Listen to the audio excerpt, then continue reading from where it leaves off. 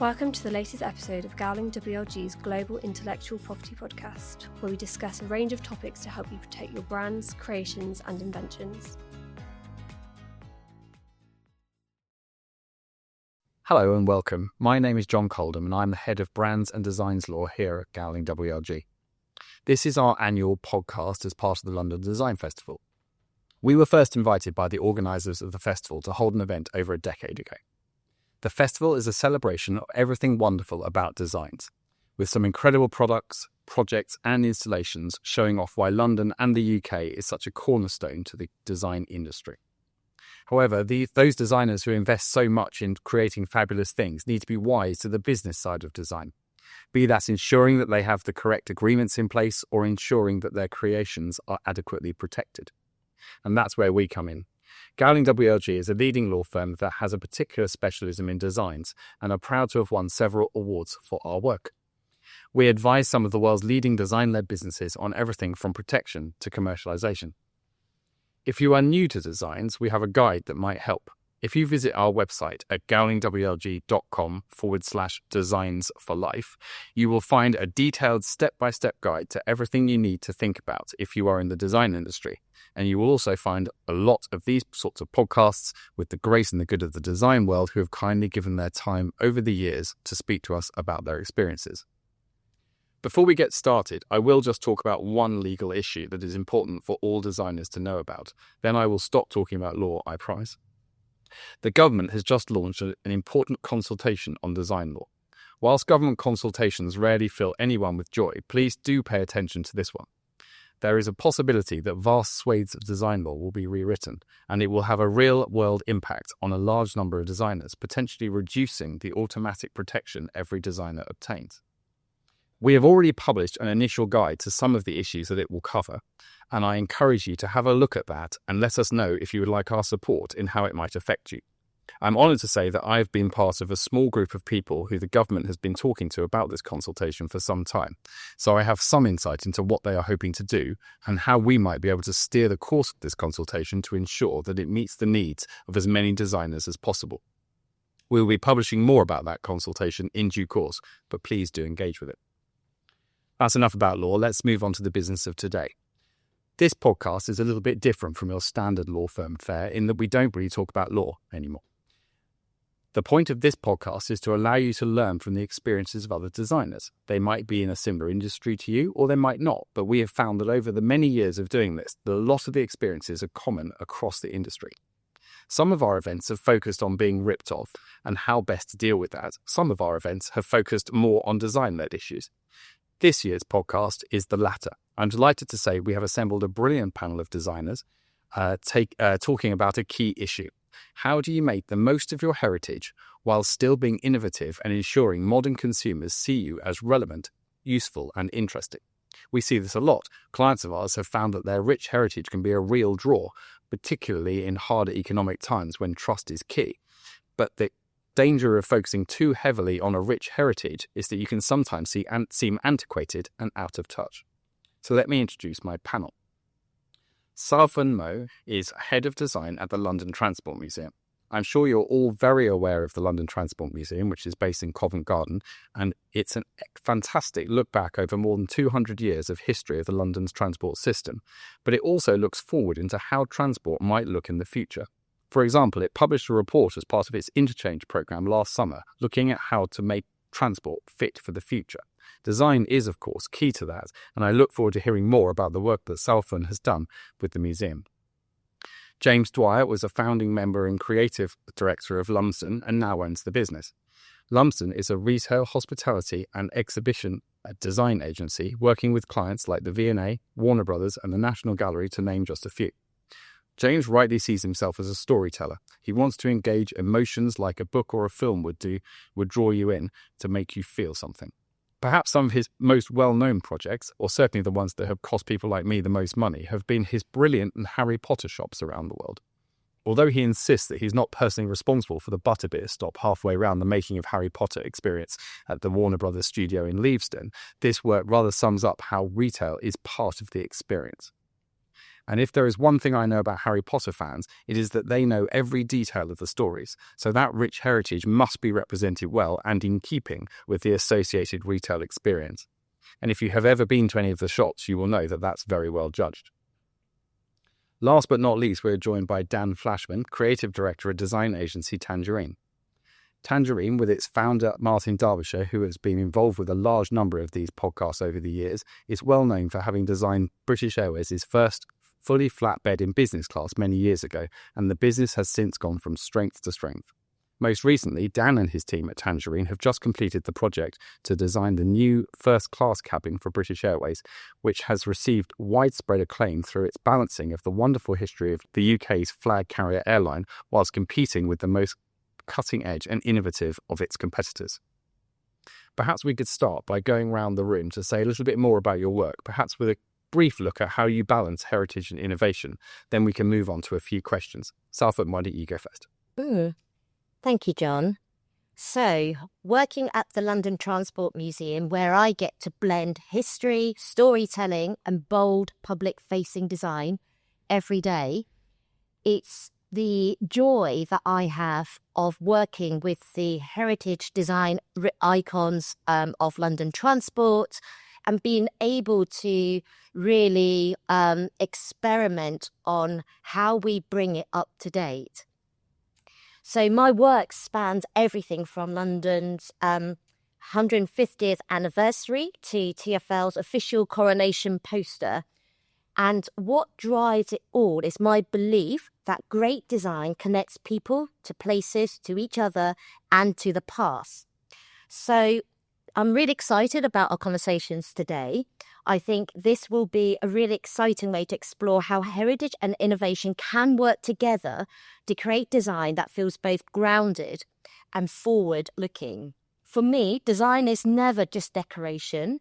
It's about making meaning, sparking emotion, and creating a sense of place. I'm excited to explore how we designers can honour legacy while shaping what comes next. And one of my passion is obviously the London Transport Roundel, which has been around for over nearly 100 years. And being able to work with such an iconic brand is a joy. And in particular, being able to rebrand the museum last year. Great. Well, we'll look forward to hearing a bit more about that in a minute. But you talked about emotion there, which brings James in very well, because I just talked about that as being a key to how you look at things, James. I hope I got that right. Yeah, absolutely. As you said, I'm creative director at Lumsden Design, and we're a small team based in London, but working internationally. And we have great fun working with some of the world's best loved destinations, from museums and cultural attractions all the way through to visitor and entertainment attractions.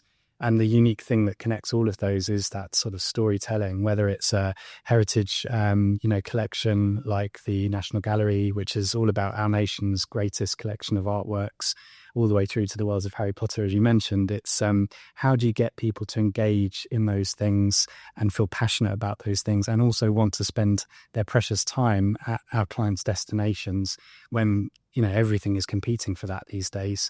And I think Sau-Fun, we live in similar worlds, but you mentioned a lot of the same things as what we try to do, which is to create that joy and that emotion and excitement about when you come to be with your loved ones, be with your friends, and connect with these incredible destinations. Everything that we do is about using storytelling to extend the experience, connect people potentially in different ways with our destinations as well, especially on the kind of more historical end. Often retail and F&B is a way to connect with an audience in a totally different way to the main experience. But also importantly, everything we're doing is driving secondary spend. So making sure that these great collections, these great destinations are being protected for the future as well. Very good, very good. Well, talking about exciting experiences, most of us won't get to experience how your work, obviously you haven't only worked on the British Airways first class cabin, but why don't you tell us a little bit about that then? Yes, no, I'd never flown first class either, and yet we have to sort of define what that experience is going to be in the future. It is about personal connections. At Tangerine, we work on a huge variety of things, not just airline seats, everything from coins for the Royal Mint through to petrol stations and transport interiors, trains, everything, which is always a joy. But despite that variety, the projects, they are very similar in that you are trying to create a personal connection with an experience, and to do that is, it's about the brand and people's connection to that brand. So you leveraging heritage in that way, or what people think about that brand, in order to take that product to a new space, and balancing those two is really interesting. So yeah, with the British Airways first class, see British Airways, what do they have that other airlines don't have? It's amazing heritage, and all that talks very much to service. So we went in, we really want to leverage this heritage, and you have this, at least in airlines don't have this is what we should be pushing really hard. And they said, yes, that's great, but we want to take this brand to new places. Oh yes, you're right. So that was, for me, a really good lesson in balancing between the heritage and the innovation, and somehow ticking both boxes. Really interesting challenge. What were the how did you do that? I suppose it's the obvious question that comes from that. So what did you focus on? Was it picking out different bits of both, or was it, you tell me. Taking little signature elements that are relevant to their past and where they come from, that people would recognise or not recognise, the crew could talk about. Concorde is also a good reference. It's from the 1960s, but seems very futuristic. So we took some of those S-curves and sprinkled a few of those in. And then some, in terms of quality, some sort of trying to get a sense of craft, which on an airline seat, which is, space age materials and machined aluminium and nothing could catch fire, getting a sense of craft was interesting. So there's some upholstery detailing that I think takes us to a space where airline seats haven't been to before, really very obsessive attention to detail. I guess little touches that you could pick up on, but not define the whole thing, whilst at the same time changing the way, trying to find new ways that the space could work, and new technologies. Yeah, balancing, implementing those as well. Yeah, very good, very good. And Sau-Fun, with the incredible history of London transport generally, I appreciate you're the museum, but you're very closely connected with the wider work of TfL. It's a balance, isn't it? Because every has a view about London's transport system, and it varies, particularly this last week. But you have the difficult balance of trying to wait. I mean, lots of people who engage with London Transport Museum are probably already fans, because you wouldn't necessarily make a trip out to the London Transport Museum unless you were engaged with the transport system beyond your daily commute. But you also, the danger is that you're seen as a sort of very old-fashioned thing where we're looking at the trams from 200 years ago and nothing really, or trolley buses and not much since. But the key message I've taken from seeing your museum, but also your work, is about putting that in, not forgetting about any of that, because that's what makes London London in that respect. Yeah. But also looking at how actually it still works today. And so tell me a little bit about how your role has helped with that message. I think just going back to your original point, absolutely right. We have the full collection for TfL, and a lot of our visitors come because they are just so passionate about the past.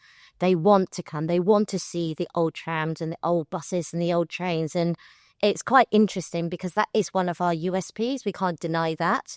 But at the same time, we are there to tell the story of today, and we work very closely with TfL to do that. We are out there, as I mentioned before, reaching out to different schools and ensuring that our children of today understand the history as well as the future. So to us, that work is very, very important. And for the museum itself, it's been a while since we've had a major redisplay, but at the same time, that is something we're working on, and we want to ensure that we bring all the stories right up to date. And there is so much to tell, and even now, today, we have the Elizabeth line story in there, and people are still fascinated, because even as Londoners, like myself, I don't actually travel on the Elizabeth line, but it still feels quite fresh to me. And we know with the new Piccadilly line coming out, there's a lot of excitement around that as well.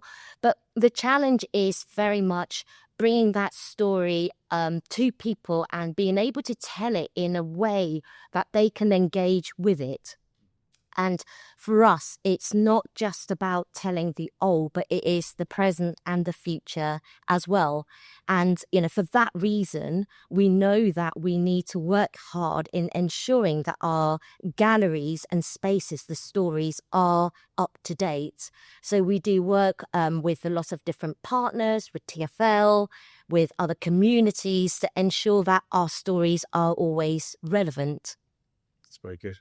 James, you're coming at heritage in a slightly different way, because obviously you talk about National Gallery, obviously heritage in that respect, but there's actually also heritage with things like Harry Potter, aren't there? Because it might be a more recent heritage, but certainly for me, I remember it coming out for the first time. But that, I talked in my intro about how Harry Potter fans, for example, know everything about the story. So you've got to be very careful, haven't you? That if you have this most incredible sort of making of experience like the one in Lumsden, and then there's a sort of fairly standard gift shop at the end, it's going to feel underwhelming, and it might actually affect the whole experience.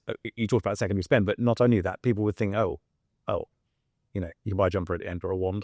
But tell me about how you've approached it. It doesn't have to be Harry Potter particularly, but it's just an example. How you try and integrate that heritage in the loosest possible sense into what you do to make the retail experience not just exit through gift shop.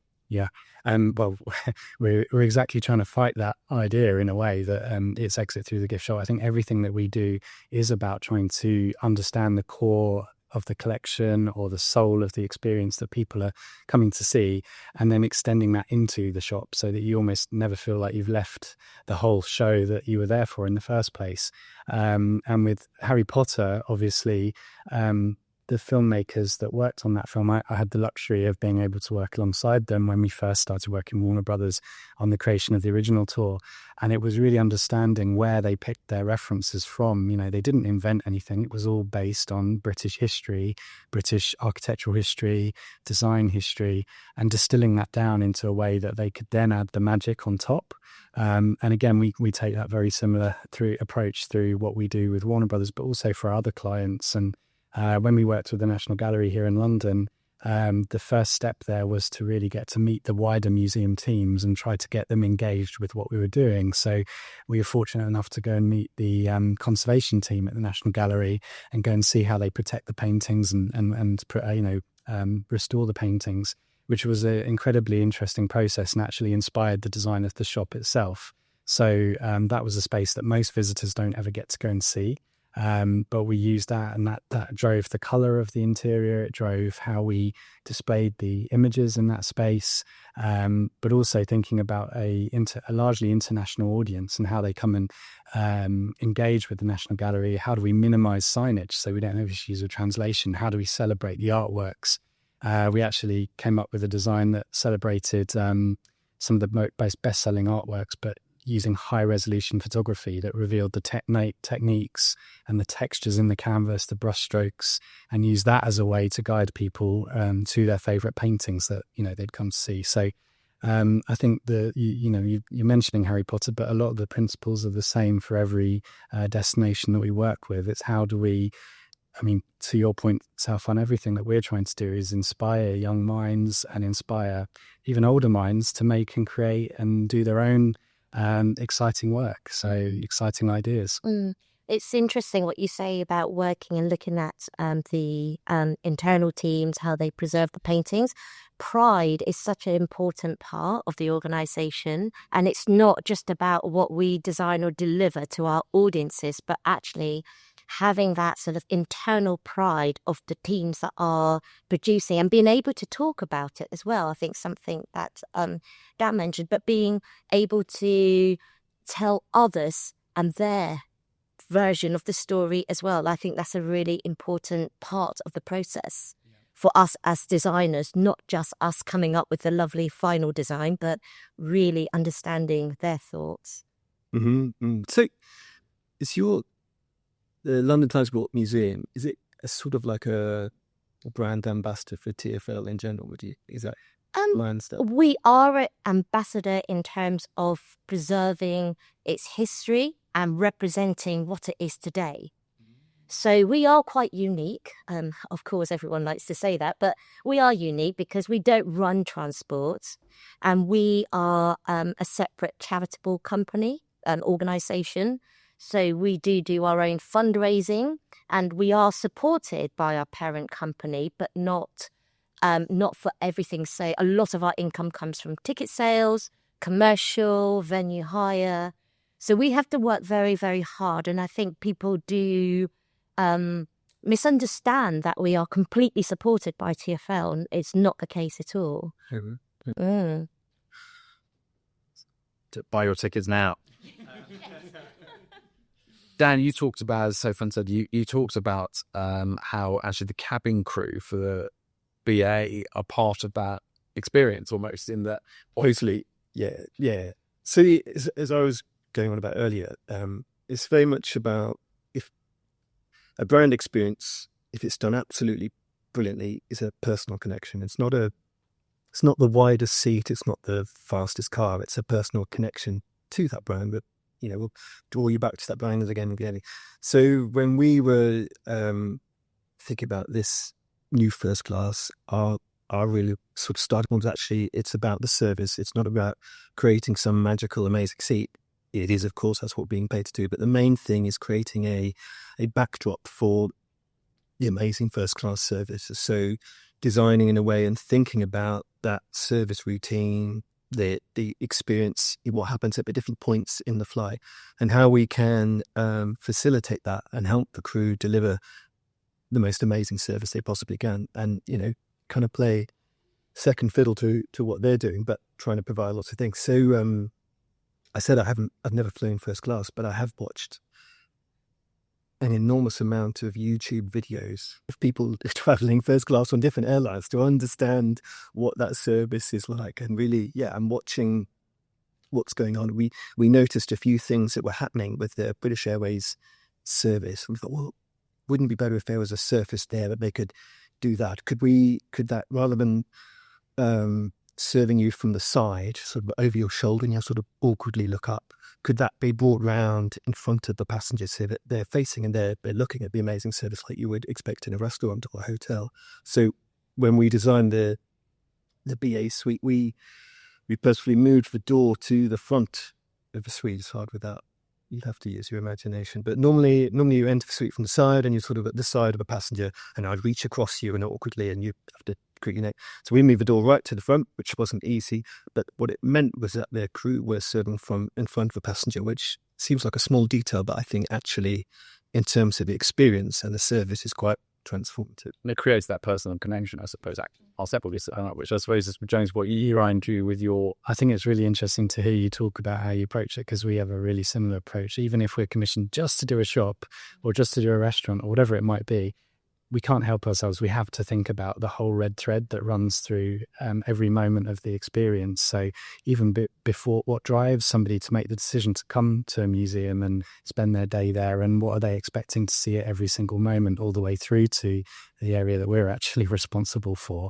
And I think that's something that, more particularly in the museum world, is becoming a much more important thing now, because we always treat those spaces, and as I said, an extension of the gallery, the retail space in theory should be the most forward-looking part of that experience, because it's often the last thing that people come to see, but is also that bridge to the outside world, and can often look at trends in design or product or sustainability or learning or whatever it might be in the most kind of contemporary way. And you'll know a lot about this, how, keeping a museum fresh and keeping that experience on the kind of cutting edge moment is often easier through the commercial than it might be through... That's interesting. I've never thought about it in that way. It is actually, it's always the last stop, isn't it? So you've gone through this beautiful experience, and then if the shop is not so great, that's the one, that's the lasting... Well, there's a bit that the parents are always trying to scoot their kids through as quick as possible.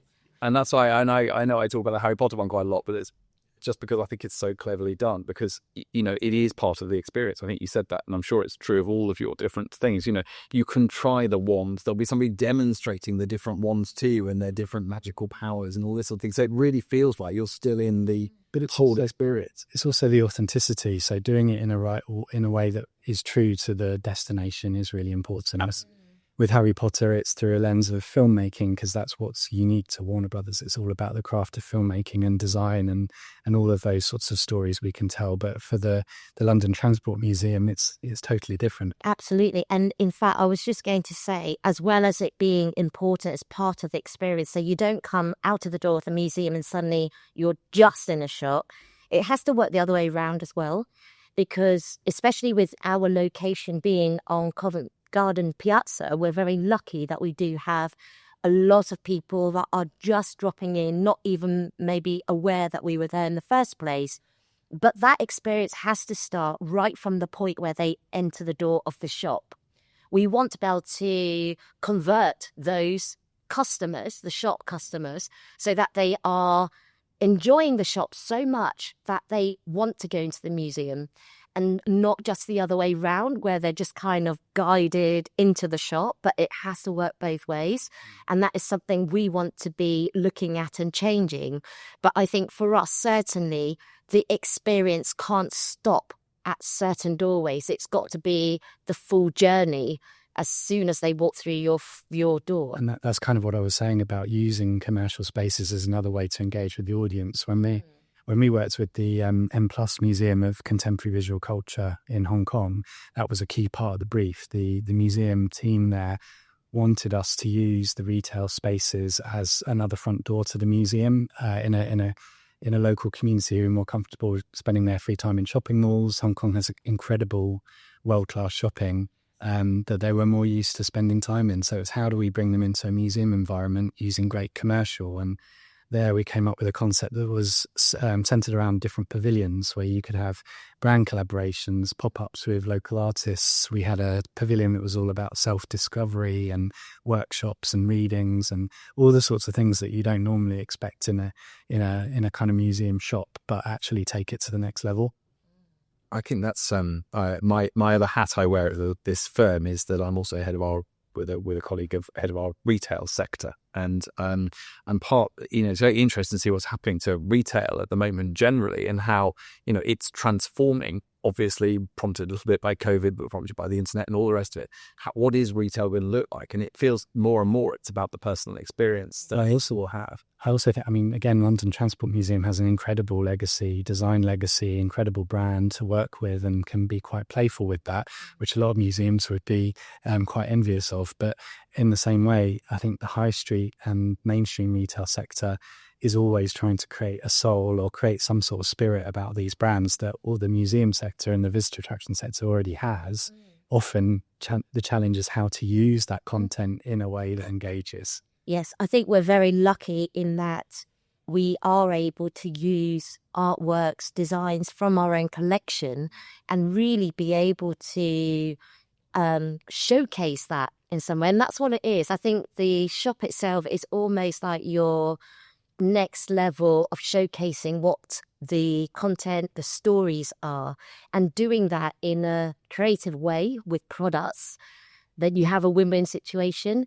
But I think certainly I do feel that we are lucky in that we do have a wide collection of poster designs, original artworks, maquettes, maps, you name it. You know, we have explored different ways of bringing that into some product and development that people can actually take away. It's about taking away that memory, and it's not just a souvenir, but it's a memory of their day, and it could be a memory of their childhood, something they remember traveling on when they were in London decades ago.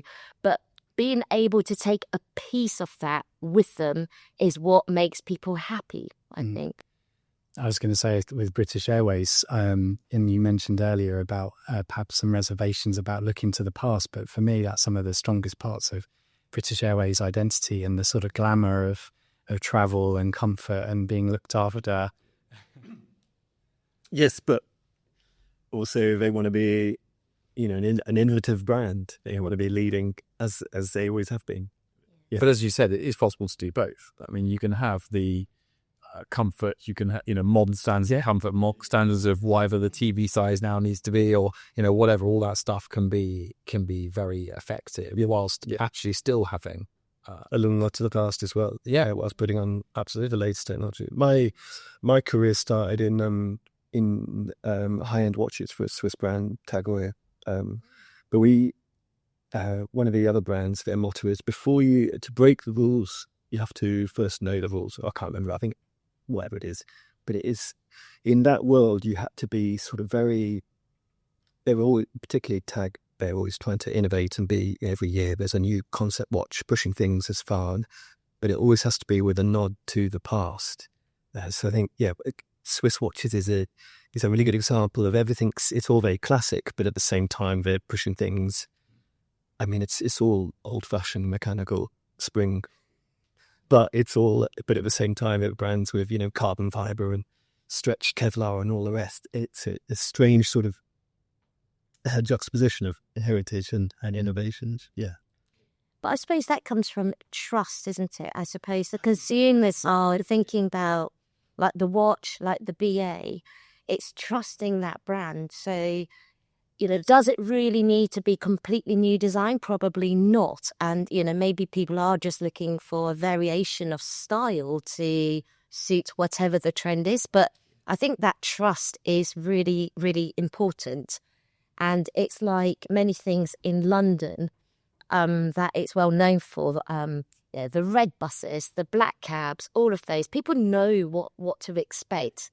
There's an expectation, yes. Yeah. When you would the brands have power when you trust in them. That I might not know much about this bag, or whatever, but I know that friend always delivers a really high quality bag, so I trust in them, and that but it's worth what they're asking you to pay for it. If you've never heard about brand, or you don't know, it's almost if you don't know who you're purchasing from, unless you know absolutely everything about what you're buying. Yes, it's very difficult to know, but what you're getting is value. Absolutely, and I mentioned at the beginning that I lead our brands and designs team, and brands is these two are very, very closely linked. In the old days, design was very much of the patent people. It was all about creating things and putting a shape on it. But now design is integrally part of brand, much more than it is the other way around.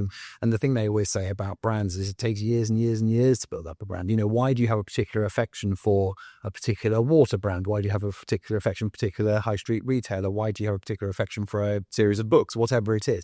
Well, the odds are it's probably formed by your childhood or your parents' childhood or your grandparents' childhood. Shops like John Lewis do extremely well because there's an inbuilt loyalty amongst a certain section of the UK population in a way that, they have to keep, I'm not picking on them particularly, but you have to keep earning that, building on it. But you maybe don't have to try quite as hard because people will give you the benefit of the doubt to start with. But for example, if British Airways had totally ripped up the, tradition and had gone to kind of some sci-fi style futuristic cabin, it might have been okay if you were a newcomer on the scene to do that, but people would have gone, ooh, that's alienating, that's not very British Airways. Or even if that wasn't, the people were like, oh, how cool, they've gone completely modern. You aren't reminding people of that heritage in that respect as to why they love you in the first place. You've got to keep reminding people of those decades of built up trust. I think they all goes together. Yeah, absolutely. I think for me as well as trust, it's anything to do with experience is about time.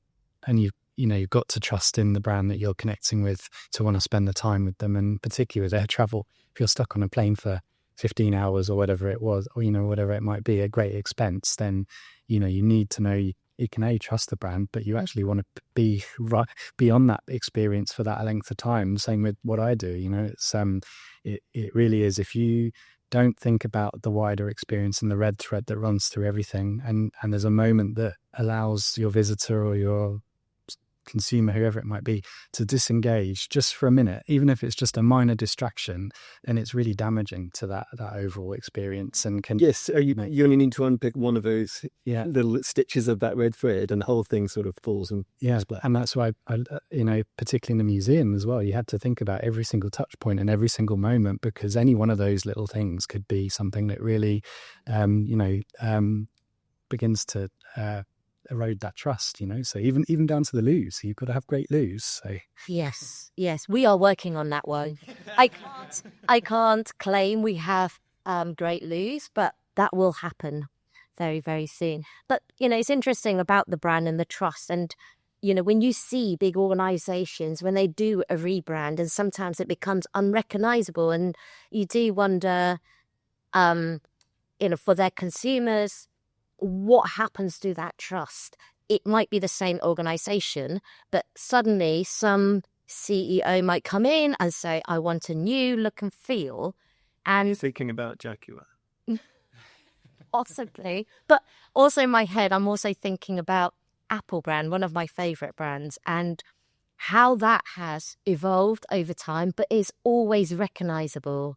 So whether you trust it or not, I am very, very biased to Apple products, but it retains its personality, its look. And I think that's another important part of design and how they marry together. So as well as retaining that trust from your consumers, but ensuring that it doesn't suddenly turn into something quite different that people question whether the actual product itself has changed as well. That's right. Going to your point about spending time, though, I think actually that's quite an important point for all design, because I was thinking about it actually earlier when you were talking about the National Gallery and how you had the brushstrokes and things, because actually you're quite often probably trying to get a whole group of people to want to stay in the shop, because if, the kids are bored out of their trees and want to go, or the parents are like, oh God, quick, get them away from all the toys, you're going to get a pull factor away. So you need something to keep everybody interested, and that's very difficult. And so having things like the brushstrokes and things, something to sort of literally distract people into wanting to stay there, not just for the retail experience, I think it's incredibly clever. Well, particularly in retail, it's called, what you're trying to do is encourage dwell time, and you would be doing the same thing in a museum experience as well. But particularly in retail and F&B, the longer people want to spend time in that space, the more they are going to choose to spend. So that's the mechanical side of it. But for us, it's more the emotional side and making sure that it's the suite and the wrapper. So not only a great product range, but a great experience that sits around it, so that everything is considered and connected. Again, if you can have great product in a terrible retail space, then you are going to impact your sales. So you can't think about one without the other. And that's how what are the techniques for increasing dwell time that are good? Oh, I'm giving away my trade secrets. I feel like I've been victim to some that are very bad. From my perspective, I actually, when I was at art college, I studied theatre design for a little while, and then I actually went into studying museum and exhibition design, which is why I love what I do, because it's on the connection between the two. But for me, it's about putting on a great show. So yes, you're in a shop, but how can we really get people excited and enthusiastic about the experience they're having? Not everyone likes to shop. I don't really like to shop, not in Main Street retail anyway. So it's thinking about how can I create experiences that engage with as diverse an audience as possible. Yes, you've got all the kids' products at one end of the shop that you'll probably be really trying to steer your kids away from. But if we can create a space that also engages with the other audiences, particularly enthusiasts, and I think all three of us probably deal with a lot of enthusiasts in our work. I know that Sau-Fun does. But it's, how can you make sure that there's something for everyone, which is a challenge. But I think we have the luxury of working with some incredible brands and destinations where there's always a different angle you can come at. And again, we don't try to replicate what's happening in the wider experience around our spaces. We try to find something new and different that complements the overall museum or gallery or visitor attraction, whatever it might be. But I think your points that you're making, all of you are making, are just as relevant to product design as they are to what you're talking about. I said at the beginning that design comes in many different forms, and we're talking more about experience today. But a lot of what you said is absolutely right for products as well. You want to create products that are ones that people want to use and want to engage with, and that will somehow make their day a little bit better, be it everything from something that you actually want to spend money on, or a toilet brush. The two extremes. You've got to make sure that you make the experience of using that product as pleasant as possible. And I think a lot of it is to do with, even with products, is to do with trust. You will buy a product more likely if it's a product that works well for your needs. But you see a lot of companies, we've had Joseph on this podcast before, talking about how they approach their product design, and it's about making very, if you like, ordinary products like kitchen utensils or bathroom products or whatever. It's about making them in a way that just makes life a little bit easier or a little bit more pleasant, or whatever it is. And they don't need to be little things sometimes, but just somebody's thought about it. Somebody goes, oh, that's actually really neat. And I imagine it's pretty much the same for you guys. It's that thinking about trust to make sure obviously it works, because it'd be great to have a great made product. But if it then breaks as soon as you use it, then you're going to kill that trust that we were talking about, but also about ensuring that people actually enjoy it. Well, I mentioned enthusiasts just then, but online also for us, there's a lot of unboxing is a thing. Don't know if you've ever watched the unboxing video, but Try not to, but I know they're a thing. The pleasure of saving up your money and purchasing something that you're really excited about, and then receiving it. And then for our sector, can you make that unboxing experience also connect back to the destination in some way? So what's the packaging? What's the kind of the thing that's going to remind you that, this time I didn't visit the museum in person, but I love that museum so much and I love what they stand for, and I know I'm supporting that museum or destination by purchasing from there. And it all connects up, and people do think about their decisions and their purchasing decisions even more. I'm a big fan of the London Transport Museum, and if you ever want to get some socks, go there, because they're fantastic. Yes. No, we are very lucky in the products and the variety. But just going back to a point you were making, John, products is not just about making it usable, but for me personally, and I am a big shopping fan, I have to admit, but making something simple, beautiful, I love that. Something, it could just be a very normal utensil, but actually the colours and just the form and the shape, to me, that sells it to me all the time. And just going back to something you mentioned, James, about making a show. And I always remember when my children were much younger and walking past Hamleys and trying to distract them to look the other side of the road so that we're not dragged. But yet I do love that store. And it's all because it's so, there's a lot of things going on. There are shows, So magical. It's magical, yes. I think that's the word, is making that experience magical. Yeah. I think it goes the same for when you're on a great airliner. I've never flown first class, but I've been lucky enough to fly business class. Understand it better, don't we? So if we can do some testing, I didn't consume for testing, but I think it was literally redesigning it. But I, from my perspective, I do see it as part of a show as well, because it's that moment of choosing to go with that particular airline, every minute passing through that airport terminal and whatever it might be, and then the actual feeling of spending time with that brand, for me, is all part of the show as well. And if I connect in some way, I'm going to become a repeat visitor and come again. And particular airlines, I think I'm quite selective with who I want to travel with, unless you're limited in choice, but which so often happens.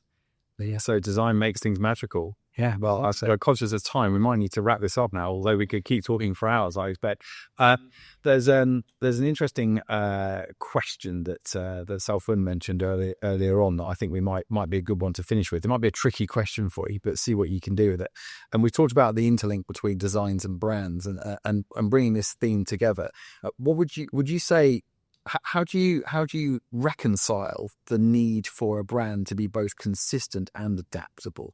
So when you're looking at this obviously you could look at it through the lens of design, but what do you think, Sau-Fun? You're the one who suggested this excellent question. I mean, I think it's the simplicity of design that really helps it to progress and develop into the different audience needs. I think anything that is highly complicated, or when you're making that change, it makes it unrecognizable, that becomes very difficult to evolve it. But I think certainly at London Transport Museum, having the roundel as our logo, the benefit is that simple form, and it allows us to make it into or use it in many different messages, events, but it never loses its form. And I think it is down to the simplicity of it that gives it that flexibility. Thank you. Excellent answer. No pressure, guys. Who wants to go next? I think you should go. James, you caught the short straw. Well, no, I was going to say exactly the same thing, actually. For me, it's flexibility. The more baked in, particularly with what we do, the more baked in a use or a need or whatever it is to the final result, the less flexible it's going to be in the future. And particularly in the sector that I work in, a lot of these places, these sorts of levels of investment only come around every 10 years or so. So you've really got to look to the future and think about what is the museum or the attraction of 2035 going to look like now. When we worked with MoMA in New York, we were very much thinking about what is the future of retail and the future, the next 10 years away going to be like. And actually, for me, again, it comes back to experience and bringing people together, which is actually doesn't really change. This innate need for us all to just come together and spend time with each other is universal, and I don't think we'll ever go away. So it's just how do you create great platforms for flexibility? Dan, any last words? I suppose in terms of a product, if you're trying to be adaptable with a product, perhaps you're trying to get people to use a product in a new way, perhaps it's a new kind of product, then I think you probably need to leverage some of that brand, some of that loyalty, some of that trust. You mentioned Apple earlier, when I think there aren't that many brands that could introduce a new product in the way that Apple can, because their brand value is sky high. People trust, and they say this is the new thing that we're all going to start using. It's all going to make our lives better. You think, well, they're saying it. It probably is true. If it was an unknown brand from wherever, you might, yeah, we'll see how that goes. Maybe I'll buy the third generation. But yeah, so I guess you can be adaptable, but you have to leverage the trust of the brand. Yeah. So somehow you can tread that difficult line of doing both at once. Yeah. I think the interesting thing there for me on that one is once a brand has built that trust, then they can start to be almost curators as well, because particularly in my world, because, great museum retail, you are essentially bringing together a curated range of products of, if it's MoMA, the very best design objects in the world that reflect not only their collection, but what they see as the very best contemporary and innovative design. So, get that brand loyalty correct, and then you can start to be more playful, like Apple, like some of these great brands. So I think that's actually true. I think with anything, whether it's products, whether it's the shop itself, it's not about modernizing it by erasing the past. It's bringing the past into the present. And I think that's what we have to think about through any of our design projects. What a great way to end. Thank you, Sau-Fun. That was brilliant. And thank you all for answering that very difficult question so well. Thank you for listening to our podcast. I hope you enjoyed it as much as I did. We could have carried on talking for another hour, I expect, but unfortunately, that's not the way these work. So thank you very much. And if I could just remind you again to log on to gowlingwlg.com/designs for life, where there's this and many other podcasts to listen to. Thanks. Thanks for joining Gowling WLG for this podcast. If you enjoyed this episode, be sure to check out our website at gowlingwlg.com for more useful insights and resources. And don't forget to subscribe to ensure you join us for our next episode.